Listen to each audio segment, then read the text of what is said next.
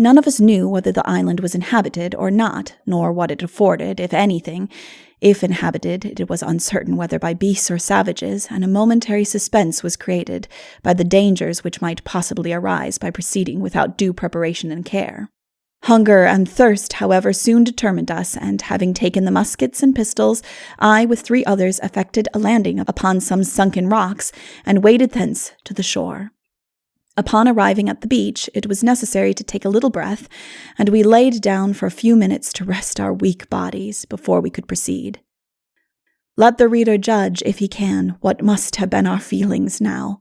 Bereft of all comfortable hopes of life for the space of 30 days of terrible suffering, our bodies wasted to mere skeletons by hunger and thirst, and death itself staring us in the face, to be suddenly and unexpectedly conducted to a rich banquet of food and drink which subsequently we enjoyed for a few days to our full satisfaction, and he will have but a faint idea of the happiness that here fell to our lot. We now, after a few minutes, separated and went different directions in search of water, the want of which had been our principal privation, and called for immediate relief. I had not proceeded far in my excursion before I discovered a fish about 1.5 feet in length, swimming along in the water close to the shore. I commenced an attack upon him with the breech of my gun, and struck him, I believe, once, and he ran under a small rock and lay near the shore, from whence I took him with the aid of my ramrod, and brought him up on the beach, and immediately fell to eating. My companions soon joined in the repast, and in less than 10 minutes the whole was consumed, bones and skin and scales and all. With full stomachs, we imagined we could now attempt the mountains, where, if any part of the island we considered water would be, most probably obtained. I accordingly clambered with excessive labor, suffering, and pain up amongst the bushes, roots, and underwood of one of the crags, looking in all directions in vain for every appearance of water that might present itself. There was no indication of the least moisture to be found within the distance to which I had ascended, although my strength did not enable me to get higher than about 20 feet. I was sitting down at the height that I had attained to gather little breath, and ruminating upon the fruitlessness of my search and the consequent evils and continuation of suffering that it necessarily implied, when I perceived that the tide had risen considerably since our landing and threatened to cut off our retreat to the rocks by which alone we should be able to regain our boats. I therefore determined to proceed again to the shore and inform the captain and the rest of our want of success in procuring water, and consult upon the propriety of remaining at the island any longer. I never for one moment lost sight of the main chance which I conceived we still had of either getting to the coast or of meeting with some vessel at sea, and felt that every minute's detention without some equivalent object was lessening those chances by a consumption of the means of our support.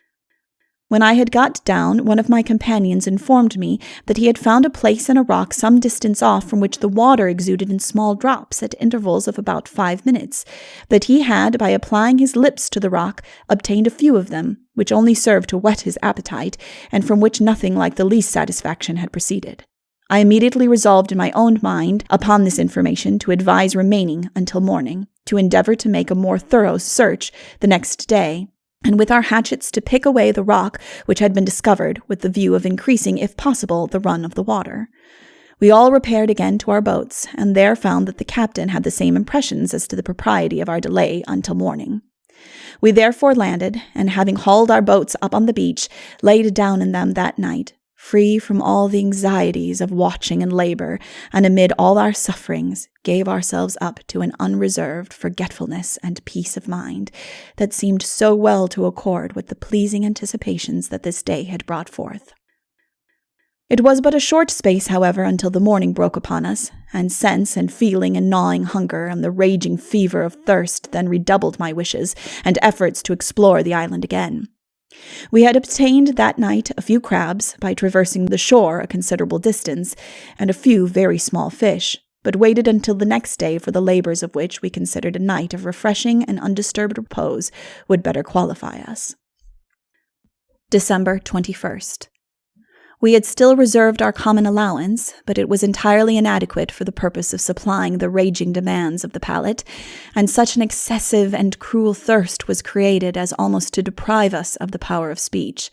The lips became cracked and swollen, and a sort of glutinous saliva collected in the mouth, disagreeable to the taste and intolerable beyond expression. Our bodies had wasted away to almost skin and bone, and possessed so little strength as often to require each other's assistance in performing some of its weakest functions. Relief, we now felt, must come soon, or nature would sink. The most perfect discipline was still maintained in respect to our provisions, and it now became our whole object, if we should not be able to replenish our subsistence from the island, to obtain by some means or other a sufficient refreshment to enable us to prosecute our voyage. Our search for water, accordingly, again commenced with the morning. Each of us took a different direction and prosecuted the examination of every place where there was the least indication of it. The small leaves of the shrubbery, affording a temporary alleviation by being chewed in the mouth, and but for the peculiarly bitter taste which those of the island possessed, would have been an extremely grateful substitute. In the course of our rambles, too, along the sides of the mountain, we would now and then meet with tropic birds of a beautiful figure and plumage, occupying small holes in the sides of it, from which we plucked them without the least difficulty. Upon our approaching them, they made no attempts to fly, nor did they appear to notice us at all. These birds served us for a fine repast, numbers of which were caught in the course of the day, cooked by fires which we made on the shore, and eaten with the utmost avidity. We found also a plant in taste not unlike the peppergrass growing in considerable abundance in the crevices of the rocks, and which proved to us a very agreeable food, by being chewed with the meat of the birds. These, with birds' nests, some of them full of young and others of eggs, a few of which we found in the course of the day, served us for food, and supplied the place of our bread, from the use of which, during our stay here, we had restricted ourselves. But water, the great object of all our anxieties and exertions, was nowhere to be found, and we began to despair of meeting with it on the island. Our state of extreme weakness, and many of us without shoes or any covering for the feet, prevented us from exploring any great distance, lest by some sudden faintness or overexertion we should not be able to return, and at night be exposed to attacks of wild beasts which might inhabit the island, and be alike incapable of resistance, as beyond the reach of the feeble assistance that otherwise would be afforded to each. The whole day was thus consumed in picking up whatever had the least shape or quality of sustenance, and another night of misery was before us, to be passed without a drop of water to cool our parching tongues. In this state of affairs, we could not reconcile it to ourselves to remain longer at this place.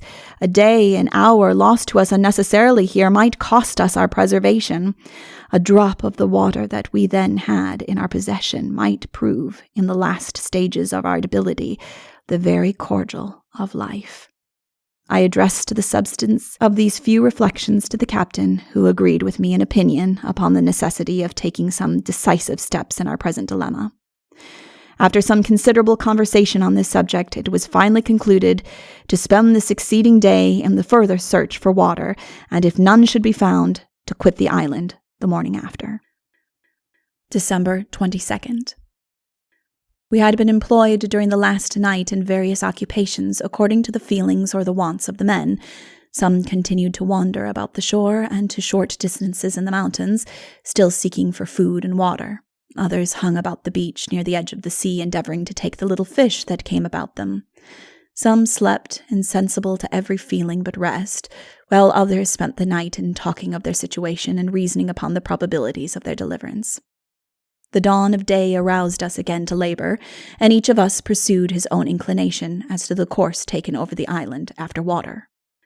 My principal hope was founded upon my success in picking the rocks where the moisture had been discovered the day before, and thither I hastened as soon as my strength would enable me to get there.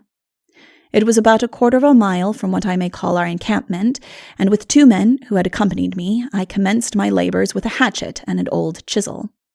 The rock proved to be very soft, and in a very short time I had obtained a considerable hole, but, alas, without the least wished-for effect. I watched it for some little time with great anxiety, hoping that, as I increased the depth of the hole, the water would presently flow, but all my hopes and efforts were unavailing, and at last I desisted from further labor, and sat down near it in utter despair. As I turned my eyes towards the beach, I saw some of the men in the act of carrying a keg along from the boats, which I thought an extraordinary spirit and activity. And the idea suddenly darted across my mind that they had found water and were taking a keg to fill it. I quitted my seat in a moment, made the best of my way towards them with a palpitating heart, and before I came up with them, they gave me the cheering news that they had found a spring of water. I felt at that moment as if I could have fallen down and thanked God for this signal act of his mercy. The sensation that I experienced was indeed strange, and such as I shall never forget.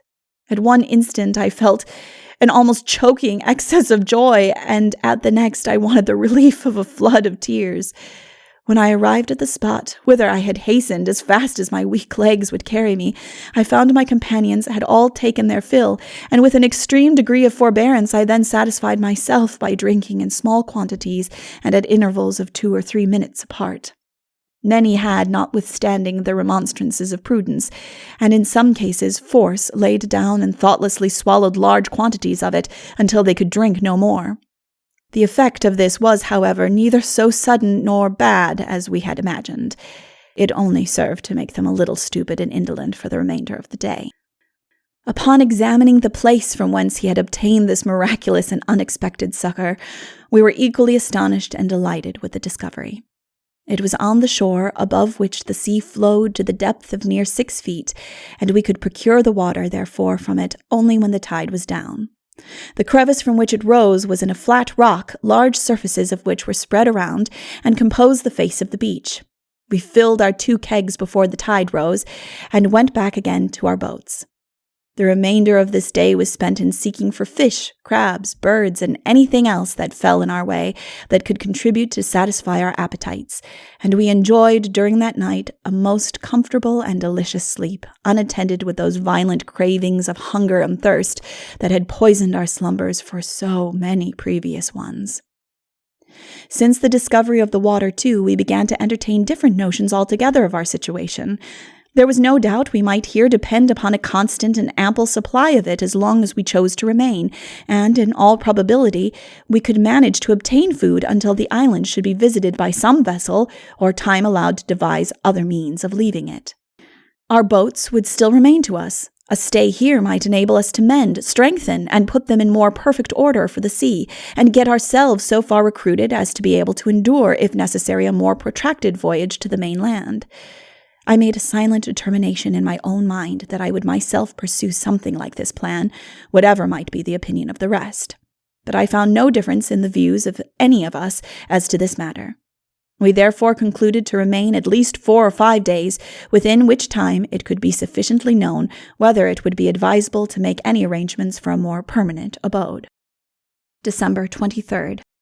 At 11:00 a.m., we again visited our spring.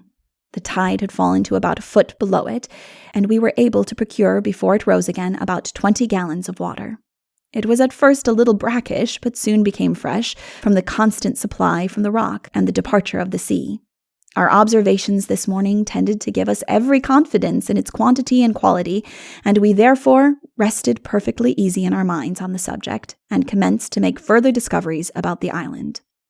Each man sought for his own daily living on whatsoever the mountains, the shore, or the sea could furnish him with, and every day during our stay there the whole time was employed in roving about for food. We found, however, on the 24th that we had picked up on the island everything that could be got at in the way of sustenance, and much to our surprise some of the men came in at night and complained of not having gotten sufficient during the day to satisfy the cravings of their stomachs. Every accessible parts of the mountain, contiguous to us, or within the reach of our weak enterprise, was already ransacked for birds' eggs and grass, and was rifled of all that was contained, so that we began to entertain serious apprehensions that we should not be able to live long here, at any rate, with the view of being prepared as well as possible, should necessity at any time oblige us to quit it. We commenced on the 24th to repair our boats, and continued to work upon them all that and the succeeding day. We were enabled to do this with much facility by drawing them up and turning them over on the beach, working by spells of 2 or 3 hours at a time, and then leaving off to seek for food. We procured our water daily when the tide would leave the shore. but on the evening of the 25th found that a fruitless search for nourishment had not repaid us for the labors of a whole day. There was no one thing on the island upon which we could in the least degree rely, except the pepper grass, and of that the supply was precarious, and not much relished without some other food. Our situation here therefore now became worse than it would have been in our boats on the ocean, because in the latter case we should be still making some progress towards the land, while our provisions lasted and the chance of falling in with some vessel be considerably increased. It was certain that we ought not to remain here unless upon the strongest assurances in our own minds of sufficient sustenance, and that, too, in regular supplies, that might be depended upon. After much conversation amongst us on this subject, and again examining our navigators, it was finally concluded to set sail for Easter Island, which we found to be east-southeast from us in latitude 27 degrees 9 minutes south, longitude 109 degrees 35 minutes west. All we knew of this island was that it existed as laid down in the books, but of its extent, productions, or inhabitants, if any, we were entirely ignorant. At any rate, it was nearer by 850 miles to the coast, and could not be worse in its productions than the one we were about leaving. The 26th of December was wholly employed in preparations for our departure. Our boats were hauled down to the vicinity of the spring, and our casks and everything else that would contain it filled with water. There had been considerable talk between 3 of our companions about their remaining on this island, and taking their chance, both for a living and an escape from it, and as the time drew near at which we were to leave, they made up their minds to stay behind. The rest of us could make no objection to their plan, as it lessened the load of our boats, allowed us their share of the provisions, and the probability of their being able to sustain themselves on the island was much stronger than that of our reaching the main land. Should we, however, ever arrive safely, it would become our duty, and we so assured them, to give information of their situation and make every effort to procure their removal from thence, which we accordingly afterwards did. Their names were William Wright of Barnstable, Massachusetts, Thomas Chappell of Plymouth, England, and Seth Weeks of the former place. They had begun, before we came away, to construct a sort of habitation, composed of the branches of trees, and we left with them every little article that could be spared from the boats. It was their intention to build a considerable dwelling that would protect them from the rains as soon as time and materials could be provided. The captain wrote letters to be left on the island, giving information of the fate of the ship and that of our own, and stating that we had set out to reach Easter Island with further particulars, intended to give notice, should our fellow sufferers die there and the place be ever visited by any vessel, of our misfortunes. These letters were put in a tin case, enclosed in a small wooden box, and nailed to a tree on the west side of the island near our landing place. We had observed some 10 days previously the name of a ship, the Elizabeth, cut out in the bark of this tree, which rendered it indubitably that one of that name had once touched here. There was, however, no date to it or anything else by which any further particulars could be made out. December 27th. I went, before we set sail this morning, and procured for each boat a flat stone and 2 armsful of wood, with which to make a fire in our boats, should it become afterwards necessary in the further prosecution of our voyage, as we calculated we might catch a fish or a bird, and in that case be provided with the means of cooking it. Otherwise, from the intense heat of the weather, we knew they could not be preserved from spoiling. At 10 o'clock a.m., the tide having risen far enough to allow our boats to float over the rocks, we made all sail and steered around the island for the purpose of making a little further observation, which would not detain us any time and might be productive of some unexpected good fortune. Before we started, we missed our 3 companions, and found they had not come down either to assist us to get off, nor to take any kind of leave of us. I walked up the beach towards their rude dwelling, and informed them that we were then about to set sail, and should probably never see them more. They seemed to be very much affected, and one of them shed tears. They wished us to write to their relations, should Providence safely direct us again to our homes, and said but little else. They had every confidence in being able to procure a subsistence there as long as they remained, and finding them ill at heart about taking any leave of us, I hastily bid them good-bye, hoped they would do well, and came away.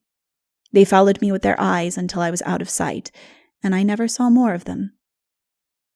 On the northwest side of the island, we perceived a fine white beach, on which we imagined we might land, and in a short time ascertain if any further useful discoveries could be effected, or any addition made to our stock of provisions. And having set ashore 5 or 6 of the men for this purpose, the rest of us shoved off the boats and commenced fishing. We saw a number of sharks, but all efforts to take them proved ineffectual, and we got but a few small fish about the size of a mackerel, which we divided amongst us. In this business we were occupied for the remainder of the day until 6 o'clock in the afternoon, when the men, having returned to the shore from their search in the mountains, brought a few birds, and we again set sail and steered directly for Easter Island. During that night, after we had got quite clear of the land, we had a fine strong breeze from the northwest. We kept our fires going and cooked our fish and birds, and felt our situation as comfortable as could be expected. We continued on our course, consuming our provisions and water as sparingly as possible, without any material incident, until the 30th, when the wind hauled out east-southeast directly ahead, and so continued until the 31st, when it again came to the northward, and we resumed our course. On the 3rd of January, we experienced heavy squalls from the west-southwest, accompanied with dreadful thunder and lightning, and threw a gloomy and cheerless aspect over the ocean, and incited a reoccurrence of some of those heavy and desponding moments that we had before experienced. We commenced from Ducie's Island to keep a regular reckoning, by which on the 4th of January we found we had got to the southward of Easter Island, and the wind prevailing east-northeast, we should not be able to get on to the eastward so as to reach it. Our birds and fish were all now consumed, and we had begun again upon our short allowance of bread. It was necessary in this state of things to change our determination of going to Easter Island and shape our course in some other direction where the wind would allow of our going. We had but little hesitation in concluding, therefore, to steer for the island of Juan Fernandez, which lay about east-southeast from us, distant 2,500 miles. We bent our course accordingly towards it, having for the 2 succeeding days very light winds, and suffering excessively from the intense heat of the sun. The 7th brought us a change of wind to the northward, and at 12 o'clock we found ourselves in latitude 30 degrees 18 minutes south, longitude 117 degrees 29 minutes west. We continued to make what progress we could to the eastward. January 10th. Matthew P. Joy, the second mate, had suffered from debility and the privations we had experienced, much beyond any of the rest of us, and was on the 8th removed to the captain's boat, under the impression that he would be more comfortable there, and more attention and pains be bestowed in nursing and in endeavoring to comfort him. This day being calm, he manifested a desire to be taken back again, but at 4 o'clock in the afternoon, after having been, according to his wishes, placed in his own boat, he died very suddenly after his removal. On the 11th, at 6 o'clock in the morning, we sewed him up in his clothes, tied a large stone to his feet, and, having brought all the boats to, consigned him in a solemn manner to the ocean. This man did not die of absolute starvation, although his end was no doubt very much hastened by his sufferings. He had a weak and sickly constitution, and complained of being unwell the whole voyage. It was an incident, however, which threw a gloom over our feelings for many days. In consequence of his death, one man from the captain's boat was placed in that from which he died to supply his place, and we stood away again on our course. On the 12th of January, we had the wind from the northwest, which commenced in the morning, and came on to blow before night a perfect gale. We were obliged to take in all sail and run before the wind. Flashes of lightning were quick and vivid, and the rain came down in cataracts. As, however, the gale blew us fairly on our course, and our speed being great during the day, we derived, I may say, even pleasure from the uncomfortableness and fury of the storm. We were apprehensive that in the darkness of this night we should be separated, and made arrangements, each boat to keep an east-southeast course all night. About 11 o'clock, my boat being ahead a short distance of the others, I turned my head back, as I was in the habit of doing every minute, and neither of the others were to be seen. It was blowing and raining at this time, as if the heavens were separating, and I knew not hardly at the moment what to do. I hove my boat to the wind, and lay drifting about an hour, expecting every moment that they would come up with me, but not seeing anything of them, I put away again, and stood on the course agreed upon, with strong hopes that daylight would enable me to discover them again. When the morning dawned, In vain did we look over every part of the ocean for our companions. They were gone, and we saw no more of them afterwards. It was folly to repine at this circumstance. It could neither be remedied, nor could sorrow secure their return, but it was impossible to prevent ourselves feeling all the poignancy and bitterness that characterizes the separation of men who have long suffered in each other's company, and whose interests and feelings fate had so closely linked together. By our observation, we separated in latitude 32 degrees 16 minutes south, longitude 112 degrees 20 minutes west. For many days after this accident, our progress was attended with dull and melancholy reflections. We had lost the cheering of each other's faces, that which, strange as it is, we so much required in both our mental and bodily distresses. The 14th January proved another very squally and rainy day. We had now been 19 days from the island, and had only made a distance about 900 miles. Necessity began to whisper us that a still further reduction of our allowance must take place, or we must abandon altogether the hopes of reaching the land, and rely wholly on the chance of being taken up by a vessel.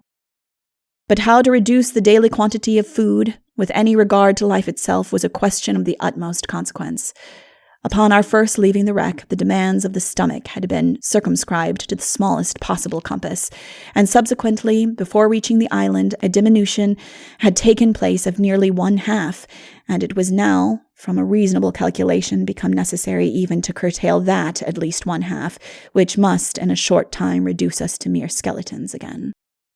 We had a full allowance of water, but it only served to contribute to our debility, our bodies deriving but the scanty support which 1.5 ounces of bread for each man offered.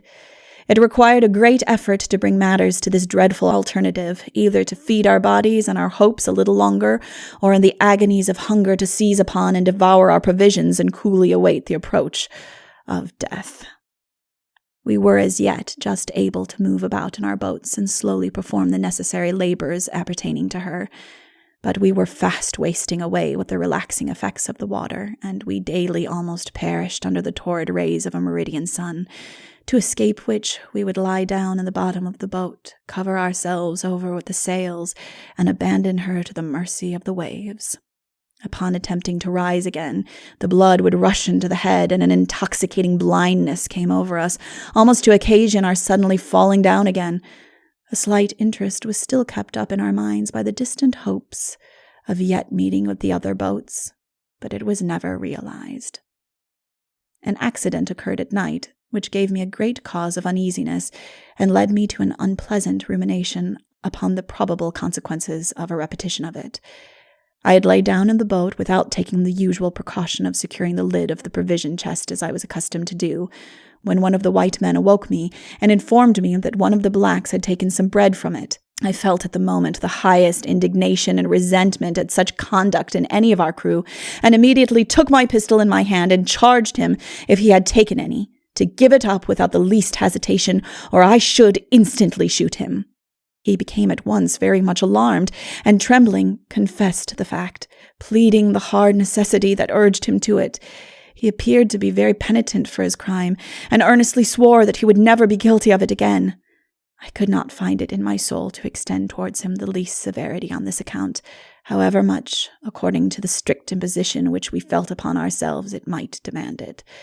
This was the first infraction, and the security of our lives, our hopes of redemption from our sufferings, loudly called for a prompt and signal punishment.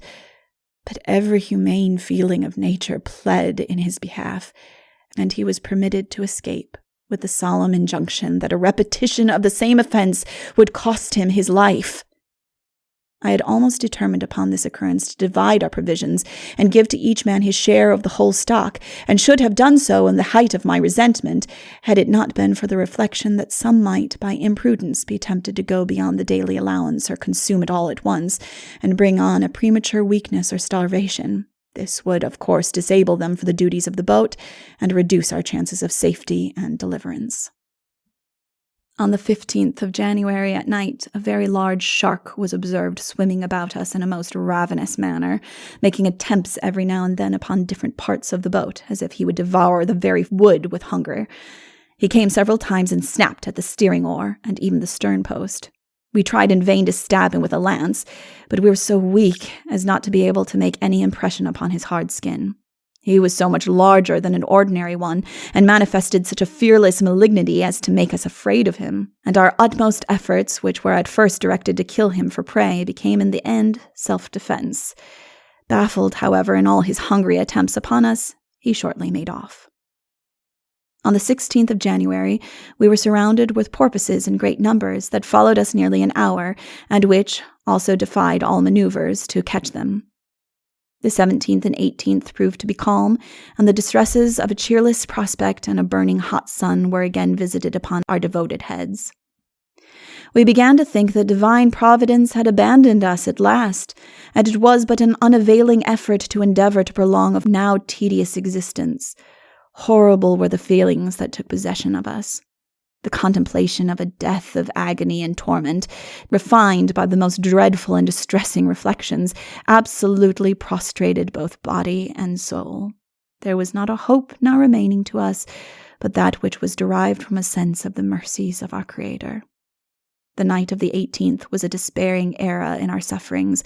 Our minds were wrought up to the highest pitch of dread and apprehension of our fate, and all in them was dark, gloomy, and confused.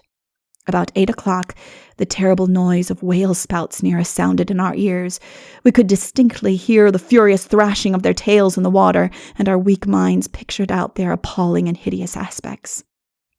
One of my companions, the black man, took an immediate fright, and solicited me to take out the oars and endeavor to get away from them.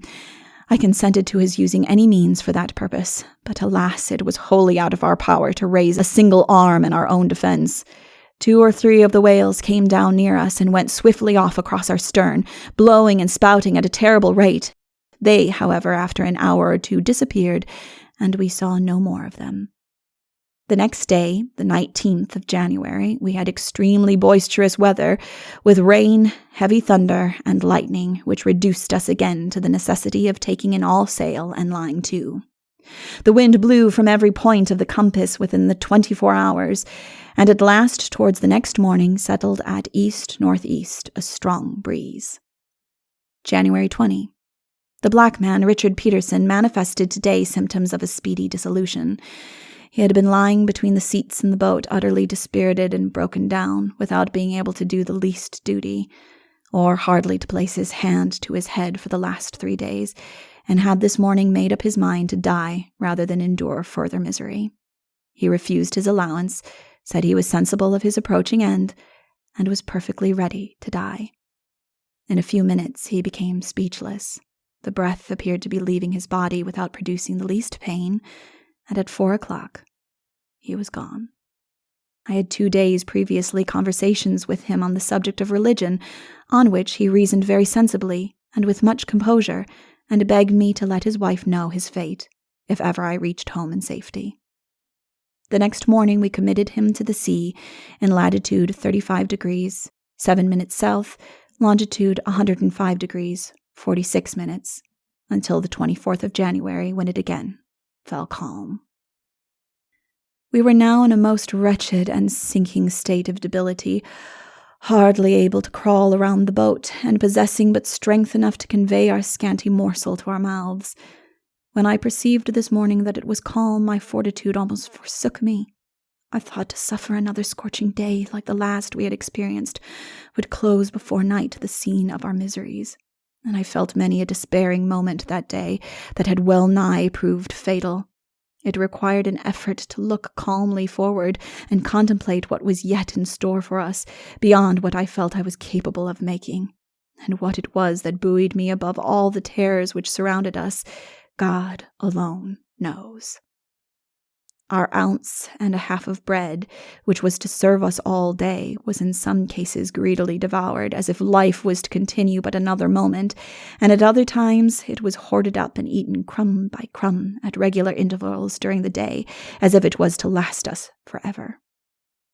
To add to our calamities, biles began to break out upon us, and our imaginations shortly became as diseased as our bodies. I laid down at night to catch a few moments of oblivious sleep, and immediately my starving fancy was at work. I dreamt of being placed near a splendid and rich repast, where there was everything that the most dainty appetite could desire, and contemplating the moment in which we were to commence to eat with enraptured feelings of delight, and just as I was about to partake of it, I suddenly awoke to the cold realities of my miserable situation. Nothing could have oppressed me so much. It set such a longing frenzy for victuals in my mind that I felt as if I could have wished the dream to continue forever, that I never might have awoken from it. I cast a sort of vacant stare about the boat until my eyes rested upon a bit of tough cowhide which was fastened to one of the oars. I eagerly seized and commenced to chew it, but there was no substance in it, and it only served to fatigue my weak jaws and add to my bodily pains. My fellow sufferers murmured very much the whole time and continued to press me continually with questions upon the probability of our reaching land again. I kept constantly rallying my spirits to enable me to afford them comfort. I encouraged them to bear up against all evils, and if we must perish, to die in our own cause and not weakly distrust the providence of the Almighty by giving ourselves up to despair. I reasoned with them and told them that we would not die sooner by keeping up our hopes, that the dreadful sacrifices and privations we endured were to preserve us from death, and were not to be put in competition with the price which we set upon our lives, and their value to our families. It was, besides, unmanly to repine at what neither admitted of alleviation nor cure, and withal, that it was our solemn duty to recognize in our calamities an overruling divinity, by whose mercy we might be suddenly snatched from peril, and to rely upon him alone, who tempers the wind to the shorn lamb. The 3 following days, the 25th, 26th, and 27th, were not distinguished by any particular circumstances. The wind still prevailed to the eastward, and by its obduracy almost tore the very hopes of our hearts away. It was impossible to silence the rebellious repinings of our nature at witnessing such a succession of hard fortune against us. It was our cruel lot not to have had one bright anticipation realized, not one wish of our thirsting souls gratified. We had, at the end of these 3 days, been urged to the southward as far as latitude 36 degrees into a chilly region where rains and squalls prevailed, and we now calculated to tack and stand back to the northward. After much labor, we got our boat about, and so great was the fatigue attending the small exertion of our bodies that we all gave up for a moment and abandoned her to her own course. Not one of us had now strength sufficient to steer, or indeed to make one single effort towards getting the sails properly trimmed, to enable us to make any headway. After an hour or two of relaxation, during which the horrors of our situation came upon us with a despairing force and effect, we made a sudden effort and got our sails into such a disposition as that the boat would steer herself, and we then threw ourselves down, awaiting the issue of time to bring us relief or to take us from the scene of our troubles. We could now do nothing more. Strength and spirits were totally gone, and what indeed could have been the narrow hopes that on our situation then bound us to life. January 28. Our spirits this morning were hardly sufficient to allow of our enjoying a change of the wind, which took place to the westward. It had nearly become indifferent to us from what quarter it blew. Nothing but the slight chance of meeting with a vessel remained to us now. It was this narrow comfort alone that prevented me from lying down at once to die. But 14 days' stinted allowance of provisions remained, and it was absolutely necessary to increase the quantity to enable us to live 5 days longer. We therefore partook of it, as pinching necessity demanded, and gave ourselves wholly up to the guidance and disposal of our Creator. The 29th and 30th of January, the wind continued west, and we made considerable progress until the 31st, when it again came ahead and prostrated all our hopes. On the 1st of February, it changed again to the westward, and on the 2nd and 3rd blew to the eastward, and we had it light and variable until the 8th of February. Our sufferings were now drawing to a close. A terrible death appeared shortly to await us. Hunger became violent and outrageous, and we prepared for a speedy release from our troubles. Our speech and reason were both considerably impaired, and we were reduced to be at this time certainly the most helpless and wretched of the whole human race. Isaac Cole, one of our crew, had the day before this, in a fit of despair, thrown himself down in the boat and was determined there calmly to wait for death. It was obvious that he had no chance. All was dark, he said in his mind, and not a single ray of hope was left for him to dwell upon, and it was folly and madness to be struggling against what appeared so palpably to be our fixed and settled destiny. I remonstrated with him as effectually as the weakness both of my body and understanding would allow of, and what I said appeared for a moment to have a considerable effect. He made a powerful and sudden effort, half rose up, crawled forward and hoisted the jib, and firmly and loudly cried that he would not give up, that he would live as long as the rest of us. But, alas, this effort was but the hectic fever of the moment, and he shortly again relapsed into a state of melancholy and despair. This day his reason was attacked, and he became, about 9 o'clock in the morning, a most miserable spectacle of madness. He spoke incoherently about everything, calling loudly for a napkin and water, and then, lying stupidly and senselessly down in the boat again, would close his hollow eyes as if in death.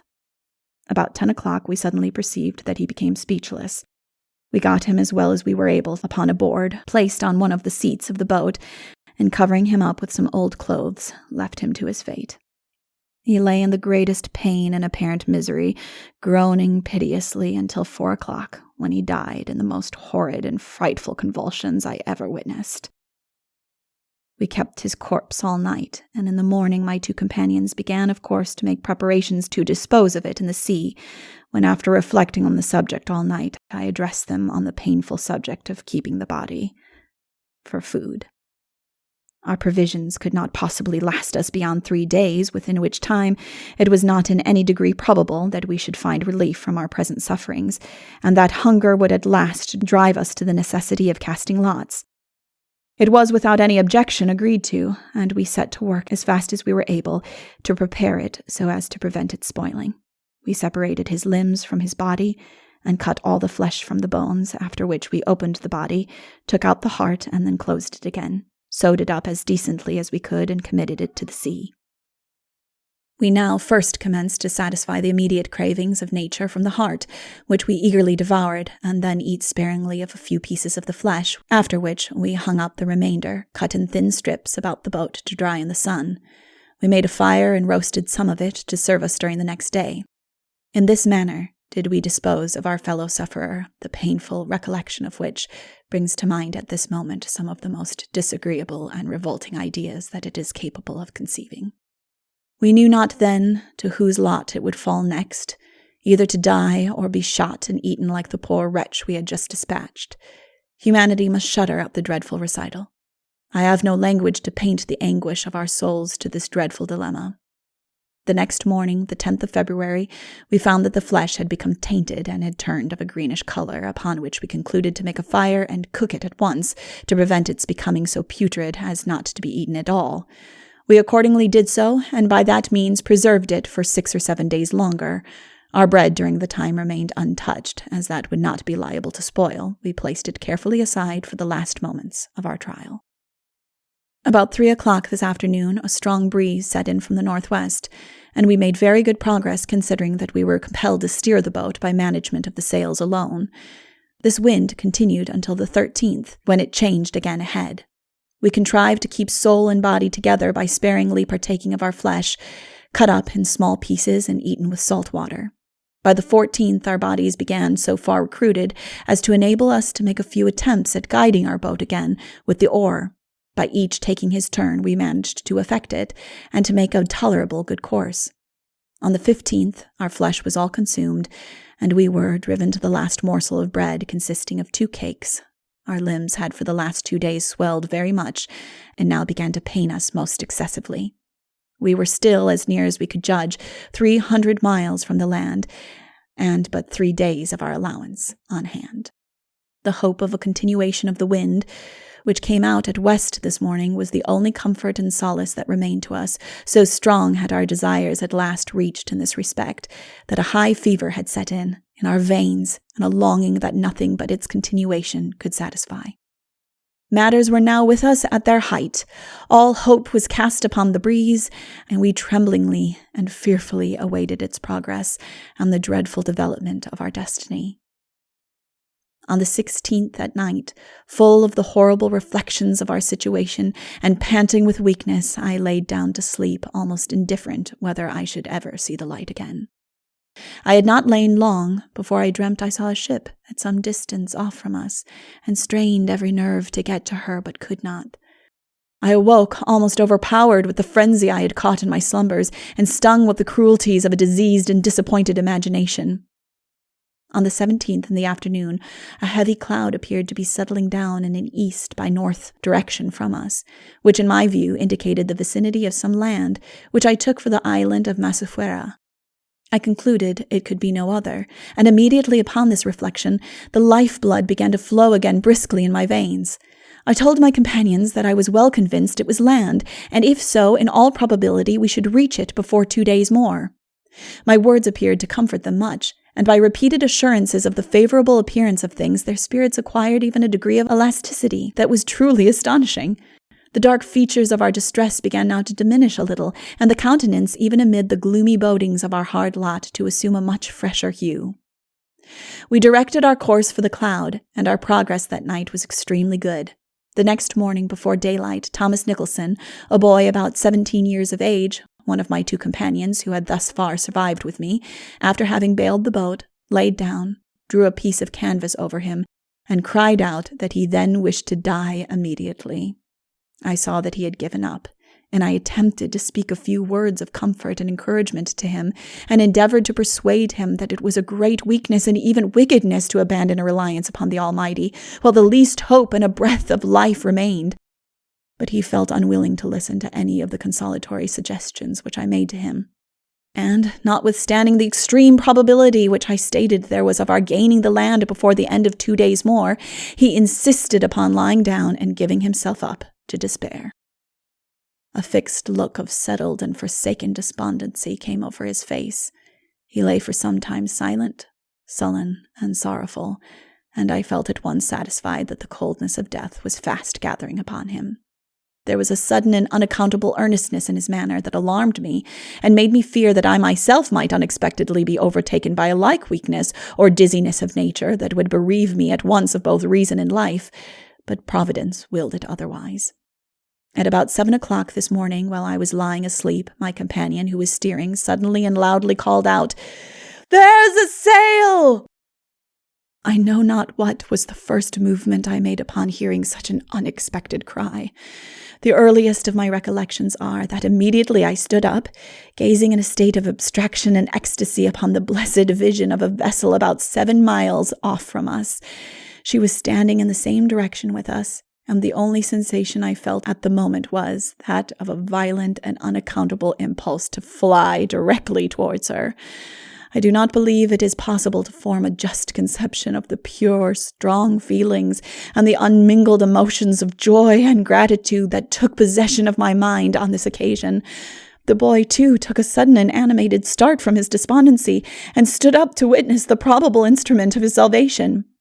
Our only fear was now that she would not discover us, or that we might not be able to intercept her course.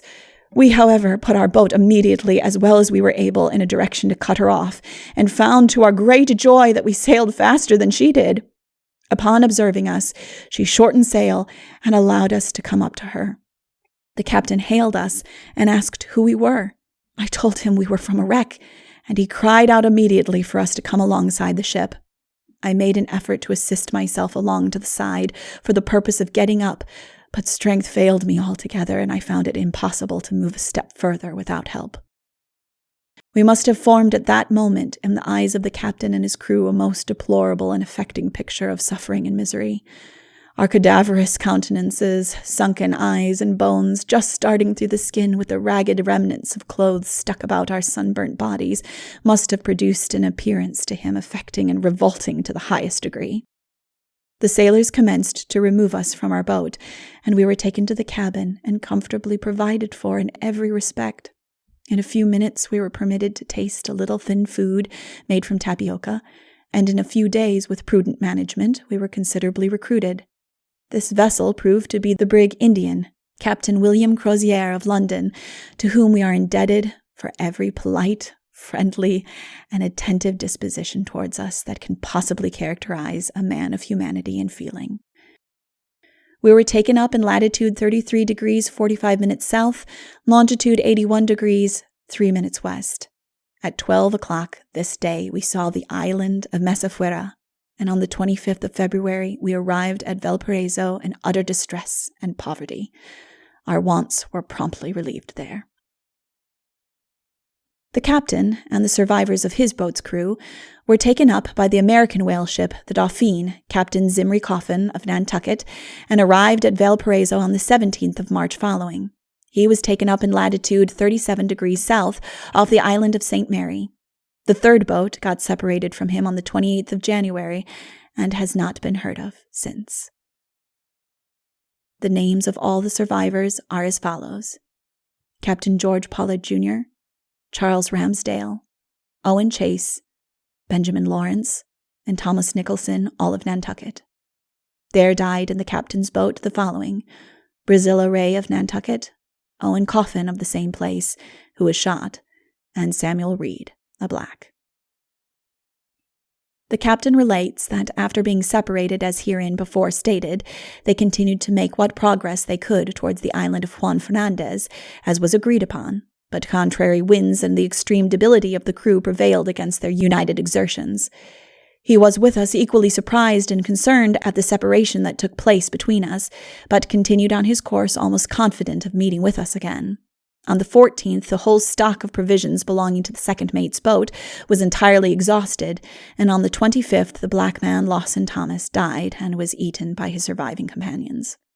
On the 21st, the captain and his crew were in the like dreadful situation with respect to their provisions, and on the 23rd, another colored man, Charles Shorter, died out of the same boat, and his body was shared for food between the crews of both boats. On the 27th, another Isaac Shepard, a black man, died in the third boat, and on the 28th, another black named Samuel Reed died out of the captain's boat. The bodies of these men constituted their only food while it lasted, and on the 29th, owing to the darkness of the night and want of sufficient power to manage their boats, those of the captain and second mate separated in latitude 35 degrees south, longitude 100 degrees west. On the 1st of February, having consumed the last morsel, the captain and the 3 other men that remained with him were reduced to the necessity of casting lots. It fell upon Owen Coffin to die, who with great fortitude and resignation submitted to his fate. They drew lots to see who should shoot him. He placed himself firmly to receive his death, and was immediately shot by Charles Ramsdale, whose hard fortune it was to become his executioner. On the 11th, Brazilla Ray died, and on these 2 bodies, the captain and Charles Ramsdale, the only 2 that were then left, subsisted until the morning of the 23rd, when they fell in with the ship Dauphine, as before stated, and were snatched from the impending destruction. Every assistance and attentive humanity was bestowed upon them by Captain Coffin, to whom Captain Pollard acknowledged every grateful obligation. Upon making known the fact that 3 of our companions had been left at Ducey's Island to the captain of the U.S. frigate Constellation, which lay at Valparaiso when we arrived, he said he should immediately take measures to have them taken off. On the 11th of June following, I arrived at Nantucket in the whaleship the Eagle, Captain William H. Coffin. My family had received the most distressing account of our shipwreck and had given me up for lost. My unexpected appearance was welcomed with the most grateful obligations and acknowledgments to a beneficent Creator who had guided me through darkness, trouble, and death once more to the bosom of my country and friends. Supplement. The following is a list of the whole crew of the ship, with their arrangements into the 3 several boats upon starting from the wreck. The names of those who died were left on the island or shot, with those also who survived, and who were in the 3rd or 2nd mate's boat at the time of separation, and whose fate is yet uncertain. Captain James Pollard, Jr., 1st boat, survived. Obed Hendricks, D.O., put in 3rd boat. Brazilla Ray, D.O., died. Owen Coffin, D.O., shot. Samuel Reed, black, D.O., died. Charles Ramsdale, D.O., survived. Seth Weeks, D.O., left on the island. Owen Chase, 2nd boat, survived. Benjamin Lawrence, D.O., Thomas Nicholson, D.O., D.O. Isaac Cole, D.O., died. Richard Peterson, Black, D.O., D.O. William Wright, D.O., left on the island. Matthew P. Joy, third boat, died. Thomas Chappell, D.O., left on the island. Joseph West, D.O., missing. Lawson Thomas, Black, D.O., died. Charles Shorter, Black, D.O., D.O. Isaiah Shepard, Black, D.O., D.O. William Bond, Black, D.O., missing. Venice.